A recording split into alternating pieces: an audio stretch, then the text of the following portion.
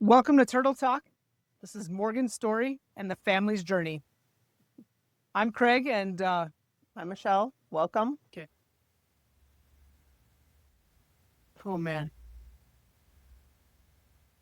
So we've talked a lot about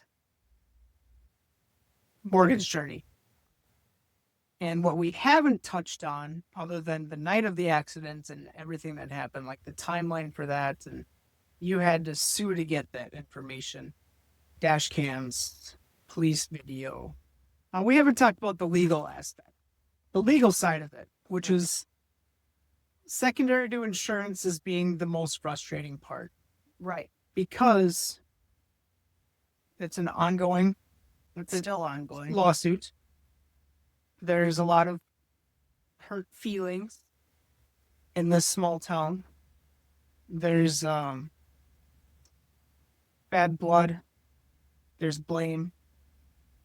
There's been a lot of mudslinging and I'll just say shit talking Yeah, a lot. in the small communities around here, Right. where it's none of some people's business and other people shouldn't be talking about stuff they don't know about. Right.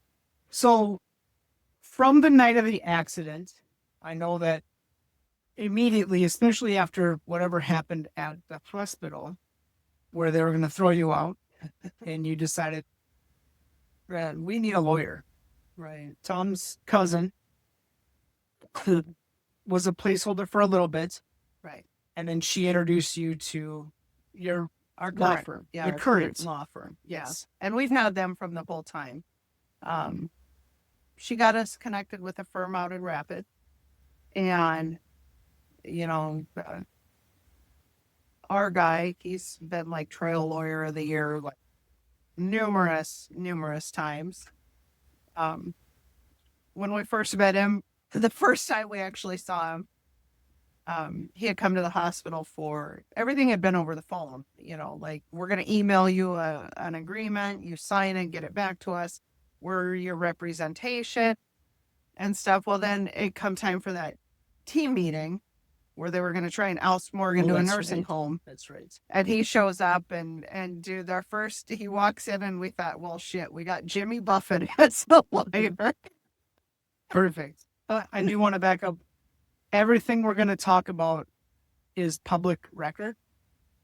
So if you know how to access that stuff, that's all we're going to say. So there's no defamation. There's no, Right. yeah. Everything is on Pacer. That's the document system for courts. Okay. You have to set up an account. You have to pay for all the documents you look at, but it is public record. Right. So So take it's a a little look. CYA for A little CYA. Everything that we're talking about, it's public record. it's public record. Okay. So So you meet this Jimmy Buffett wannabe. yes. And he's a sweet guy.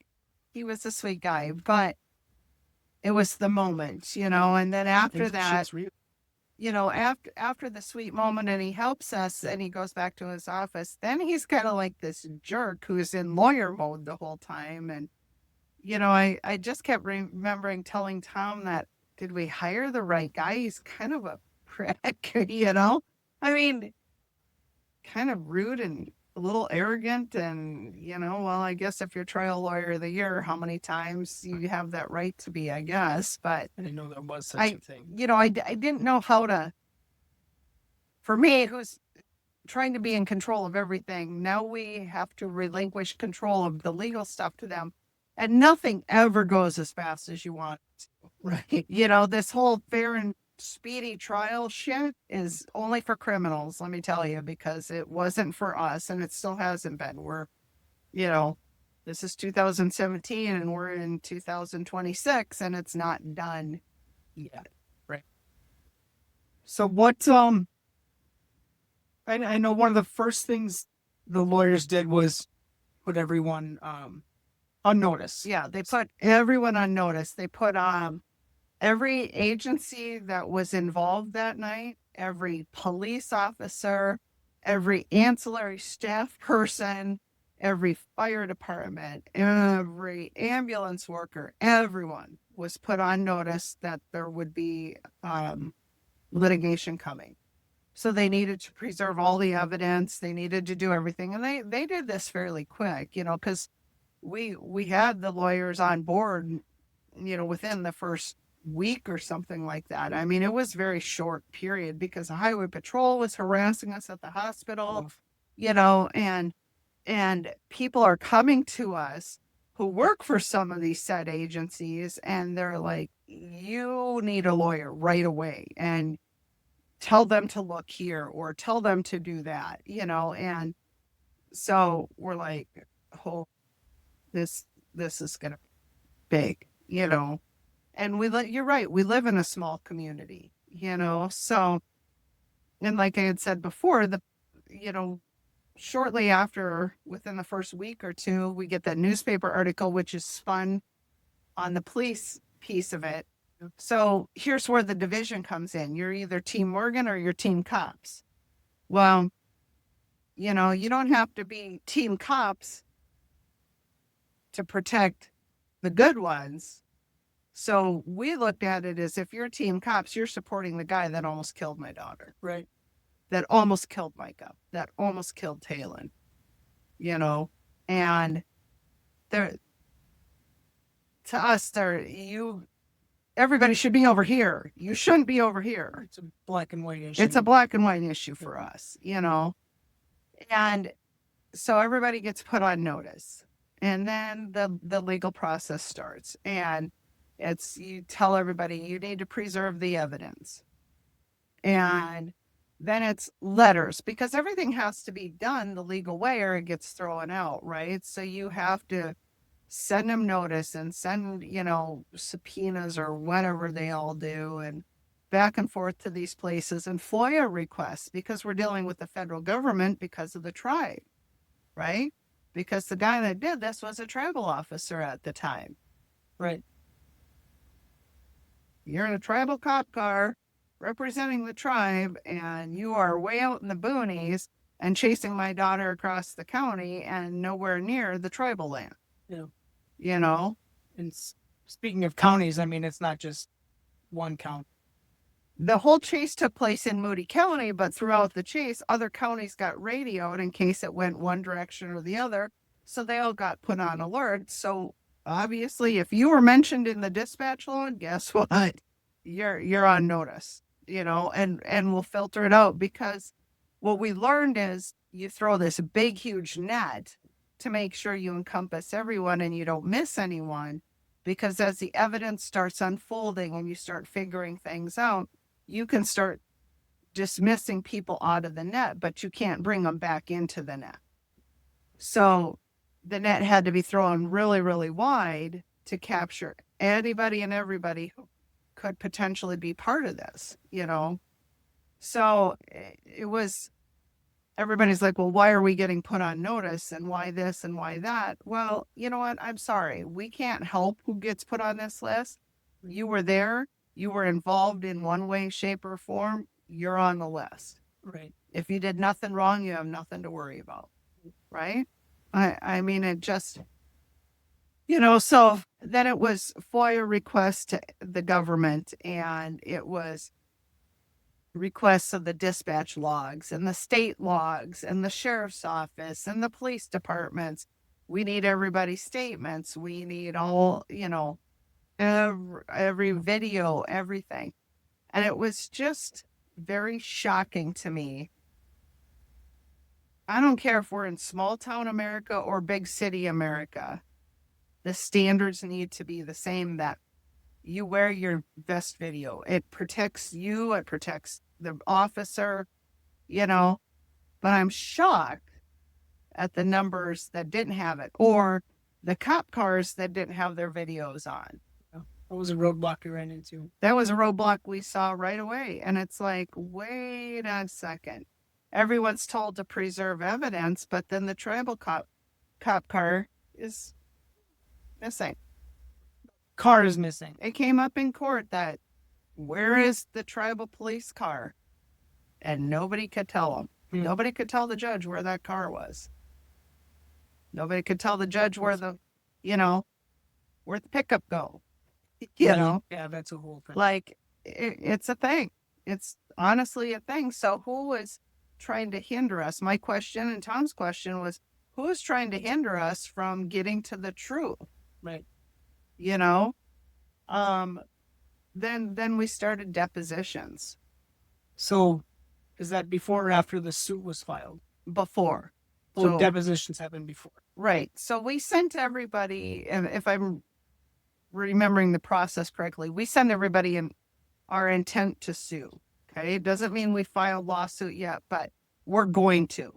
We have the intent to sue. And all of you are in this net now. And so we need all this information from you. We need all your dash cam videos. We need all your police officer statements.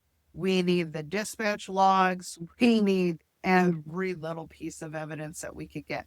Some provided them, some didn't have anything because they were put on notice to be on standby, but they had nothing to do with it. So, but that all takes time. Like none of this it couldn't be like, hey, Craig, I want to see the papers on this property and you hand them to me 10 minutes later. Right. It doesn't work like that because we've already said we're going to sue somebody.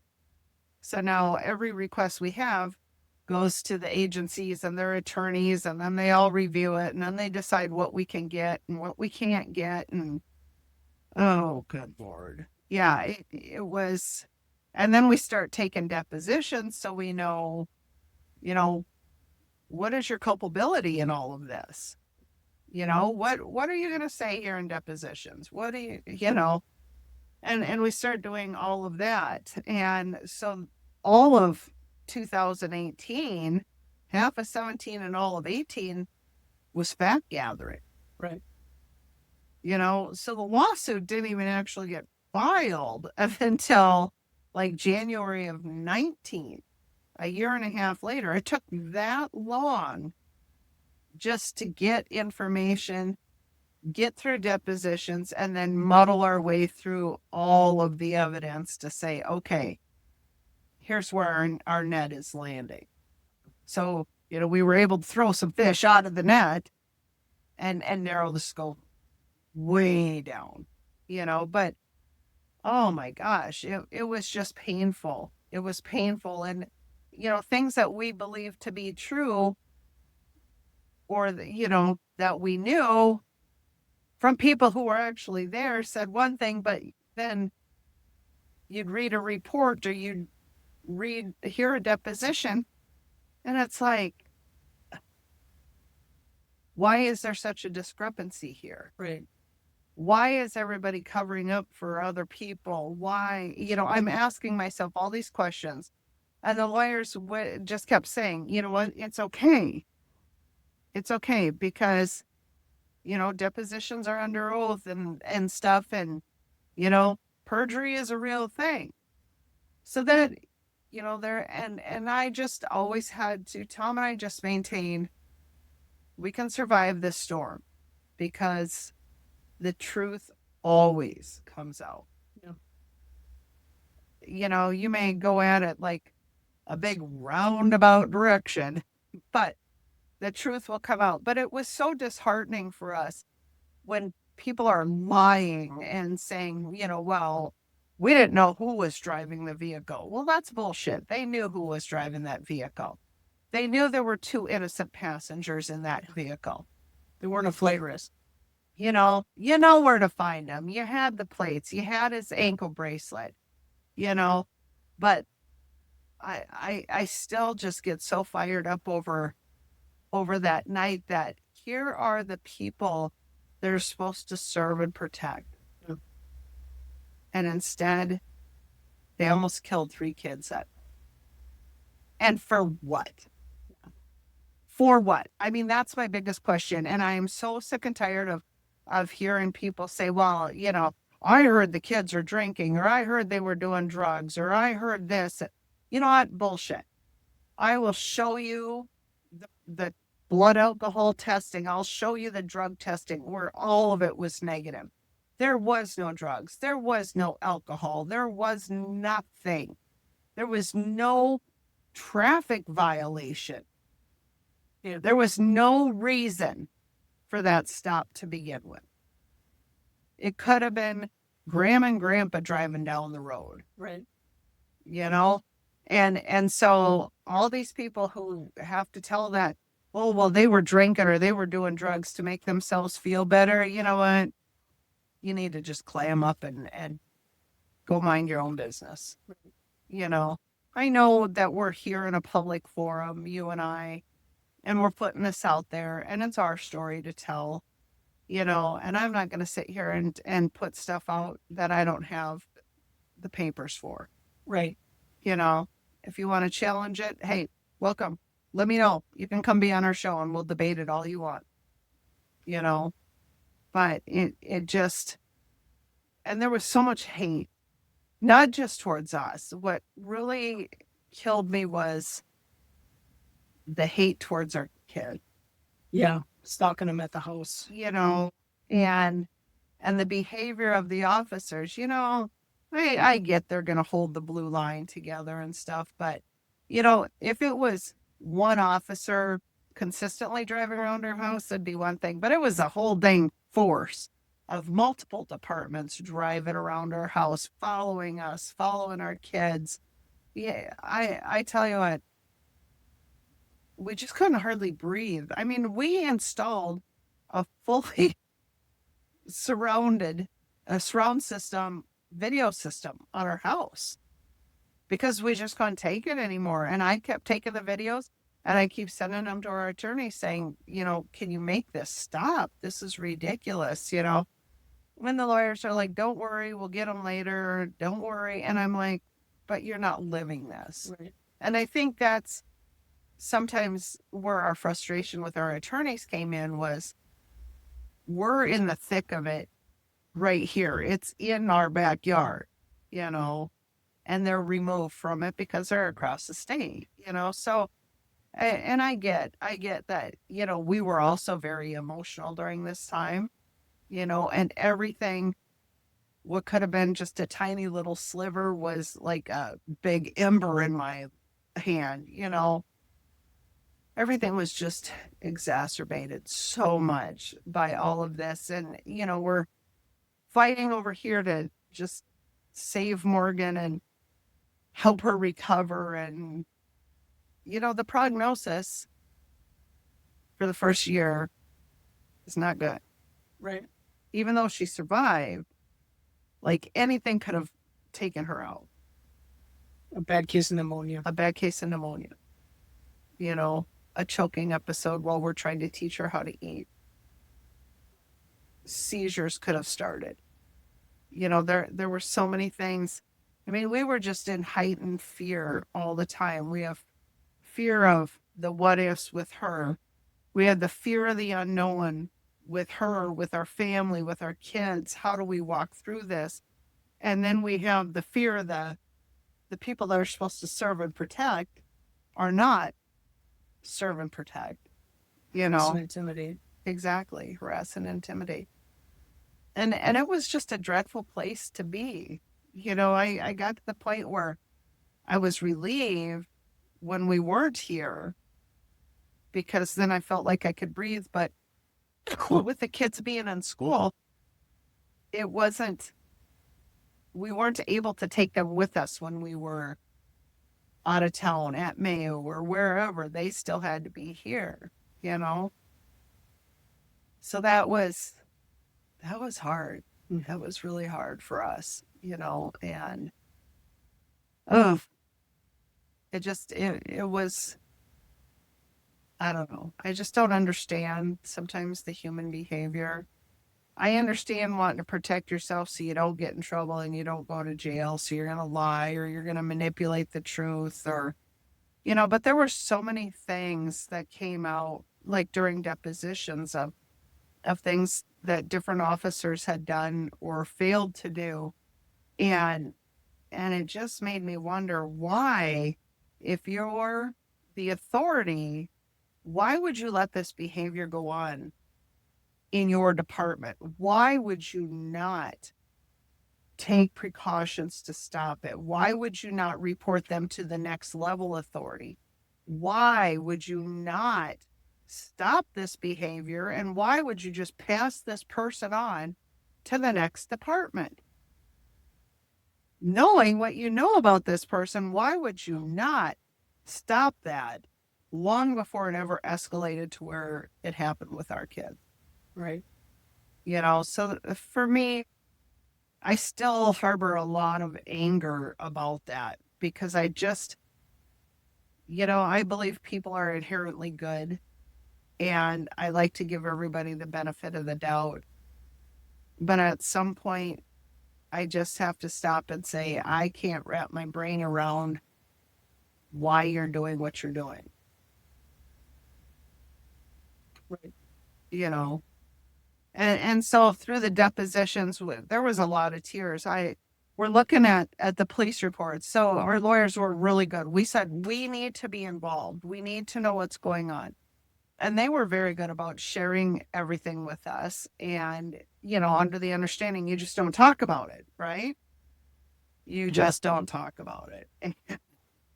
And, like, so it was Tom and I, and, after a while, you can only beat a dead horse so much with each other. And you just, finally, you just get frustrated, so, thank goodness we could at least call and vent to the lawyers about it. But there wasn't the big sympathy factor with them either, because they're like, well, it is what it is. We'll get it on the tail end, not the front end, Right. which that was a hard concept for us to wrap our brain around too, you know. So, but we're looking at the police reports and we're like, this is not true. Witnesses there said this isn't true. So I think in a way that did help our case with our lawyers, because we knew all the players. I've lived here my whole life. So we knew everybody, and we knew where to get the true and correct answers. So I think for us that was a benefit, because we were able to read through all this stuff, and then we'd immediately send notes back to them saying, hey, this isn't right, or this isn't right, or talk to this person. And so I was thankful for that they let us in to do that, because it made us feel like we had a little control over something, Right. and that was, wow, that was a hard piece. But so yeah, we finally filed our lawsuit in January of 19, and then let the paperwork shuffle start. Good Lord. So immediately Neufeld, the cop that did this,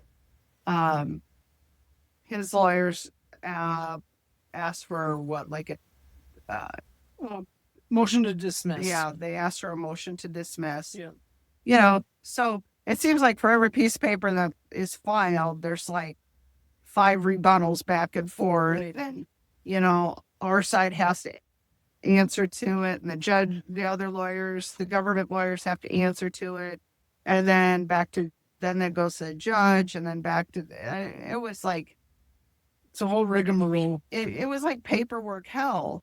So then as we're continuing through all this stuff, then we amend our original complaint and, change some things that, once we sorted out some details or whatever, I don't even know what they amended. I kind of got to the point where reading this stuff was like headache giving. Yeah. There's a lot of legal terms in there. And let me tell you, I do not want to be a lawyer. I like to argue, but I am not ever going to be a lawyer. Did you have the same judge the whole time? Originally, when we first filed, it was given to one judge, but then my understanding was a senior judge can take a junior judge's case or something like that if they wanted to hear that case. So we ended up with a switch in the judges very early on, it seems like. I don't know the exact timeline of that, but okay. Yeah, we had one judge, and then we ended up with a different judge, and now he was the one with us through the whole thing. And so it's the back and forth. We get the suit filed. Of course, everybody's going to ask, oh, let's dismiss this, or we don't think this is legal, or we don't think that's legal, and blah, blah, blah, back and forth. So it's a lot of back and forth paperwork. Everybody's trying to prove their point and back and forth. And so, we had spent some time, like even prior to the suit being filed. I guess you have to ask the government for permission to sue them or some, silly thing like that. And they either say yay or nay. Well, of course, the government's going to say nay. But even though they say nay, you can still file, or I don't. It was, so we had to go through all of that too. Before we even got to the actual filing in January of 19. And then of course, I wish part of me understood better, or I wish I didn't care as much about what was going on, because then all of a sudden this request for dismissal comes, and it's like, what? Please tell me the judge isn't going to give him that. Like, why would the judge give him that? And not that the judge did, but and I don't even remember what the outcome was of that, because that was, quite a few years ago. But, I'd have to go back and look. But still, that you get this paper and it says request for dismissal or whatever, and you're like, who the hell does he think he is, thinking he can get that, which I'm sure on the other end, they're like, who the hell do they think they are trying to sue us? Right. So, you were right when you say the hurt, the back and the forth, and the hate and the anger and the he said, she said, and which is why I'm so thankful that we have this, the papers you're holding, we have that. Yeah. So now we don't have to question. Nobody has to question. Get on there and look. Yeah. You can read everything you want. It'll probably cost you a fortune by the time you get through the whole 8 years. Right. But it's there. It is there, And so we're going to work through the legal stuff over our next few episodes. Thank you guys for watching. We really appreciate it. We love hearing from you guys. So keep the comments and the questions coming for us.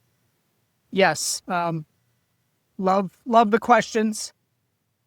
Please subscribe. Go to www.givemorgan.org or visit me at my real estate website, realtorcraigbertrand.com. And we always want your questions, comments, like, and share wherever you listen or watch. Thank you. Thank you.